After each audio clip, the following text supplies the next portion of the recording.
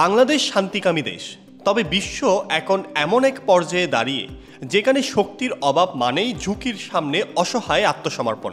Doctor Mohammad Yunus সোজাসাপটা বলেছেন, যুদ্ধ না চাইলেও প্রস্তুতি ছাড়া চলবে না।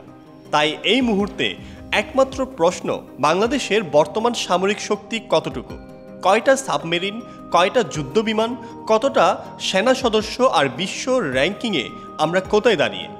বিমান মহড়া আকাশ বিজয় 2025-এর সমাপনী অনুষ্ঠানে অন্তর্বর্তী সরকারের প্রধান উপদেষ্টা ডক্টর ইউনূস বলেন, যুদ্ধ কারো কাম্য নয়, কিন্তু বর্তমান বিশ্বে যুদ্ধের হুমকি প্রতিনিয়ত ঘিরে আছে। প্রস্তুতি না নিলে সেটি আত্মঘাতী হবে। তিনি আরও বলেন, শান্তির জন্য শক্তি গড়ে তুলতে হয়। যুদ্ধের প্রস্তুতি মানেই যুদ্ধ চাওয়া নয়, বরং এটাই শান্তি রক্ষার কৌশল। এই বক্তব্য শুধু আবেগ নয়, এটা বাস্তবতা। তাই এখন প্রশ্ন, বাংলাদেশ কতটা প্রস্তুত। বাংলাদেশের সামরিক বাহিনী মূলত 3টি শাখায় বিভক্ত: সেনাবাহিনী, নৌবাহিনী ও বিমান বাহিনী। সেনাবাহিনীতে বর্তমানে সক্রিয় সদস্য রয়েছেন প্রায় 2,60,000 এবং রিজার্ভ ফোর্স আনুমানিক 50,000। ট্যাঙ্ক রয়েছে প্রায় 360টি, যার মধ্যে রয়েছে টাইপ 59, টাইপ 69 এবং নতুন কিছু চীনা মডেল। সজোয়া যান এপিসি আছে প্রায় 600-এর অধিক এবং আর্টিলারি ইউনিট আছে 200-এর অধিক। তার সাথে ফোর্স গোল 2030 অনুযায়ী সেনানিবাস, ড্রোন স্কোয়াড, স্যাটেলাইট নির্ভর নজরদারি প্রযুক্তি যুক্ত হয়েছে। সাথে নতুনভাবে আর্মি অ্যাভিয়েশন উইং সম্প্রসারণ হয়েছে, যেখানে হেলিকপ্টার ও পরিবহন প্ল্যাটফর্ম যুক্ত হয়েছে। এরপর আসছে নৌবাহিনী, যা সমুদ্রের নিরাপত্তায় অতন্দ্র প্রহরী। নৌবাহিনীতে সক্রিয় সদস্য আছেন আনুমানিক 25,000। সাবমেরিন আছে 2টি, চীনা মিং ক্লাস সাবমেরিন, যা 2017 সালে যুক্ত হয়। ফ্রিগেট রয়েছে 7টি, যার মধ্যে কিছু আধুনিক যুদ্ধ ক্ষমতা সম্পন্ন। করভেট 5টিরও অধিক, যা আরও উন্নত সেন্সর ও মিসাইল সজ্জিত। এর সাথে বর্তমানে নৌবাহিনী একটি সাবমেরিন ঘাঁটি নির্মাণ করেছে কক্সবাজারে, যা বাংলাদেশের জন্য একটি কৌশলগত মাইলফলক। এইবার আকাশ প্রতিরক্ষা কতদূর। বিমান বাহিনীতে সক্রিয় সদস্য আছে প্রায় 20,000।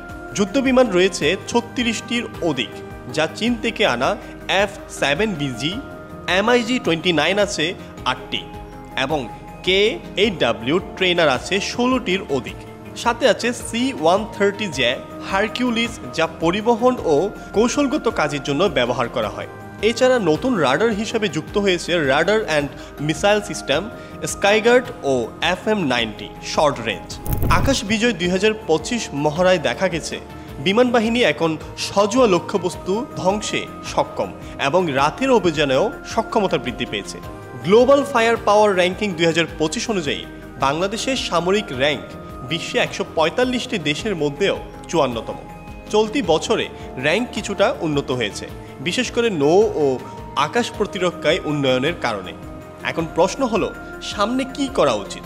ডক্টর ইউনূস যেটা বলেছেন সেটার মর্ম হলো, শান্তি চাইলে শক্তি থাকা আবশ্যক, কিন্তু শুধু অস্ত্র থাকলে হয় না। দরকার সুশৃঙ্খল বাহিনী, স্বচ্ছ বাজেট এবং দুর্নীতিমুক্ত কৌশল বাস্তবায়ন। একই সাথে আঞ্চলিক কূটনীতিতেও আমাদের সক্রিয় থাকা জরুরি, কারণ যুদ্ধ অনেক সময় শুধু রণাঙ্গনে নয়, চাপে, কথায় এবং তথ্যযুদ্ধেও হয়। এখন প্রশ্ন, আপনার মতে আমাদের প্রস্তুতি কি যথেষ্ট, নাকি আরও বেশি বিনিয়োগ ও আধুনিকায়নের দরকার। বর্তমানে মিয়ানমারের সঙ্গে রোহিঙ্গা সংকট ঘিরে নতুন করে উত্তেজনা সৃষ্টি হয়েছে।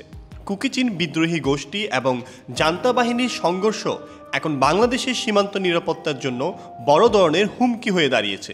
আপনি যদি মিয়ানমারের সামরিক শক্তি ও বর্তমান পরিস্থিতি নিয়ে বিস্তারিত জানতে চান, তাহলে কমেন্ট করে আমাদের জানান এবং ভিডিওটি ভালো লাগলে লাইক, শেয়ার, সাবস্ক্রাইব করে বেল বাটনটি চাপ দিতে ভুলবেন না।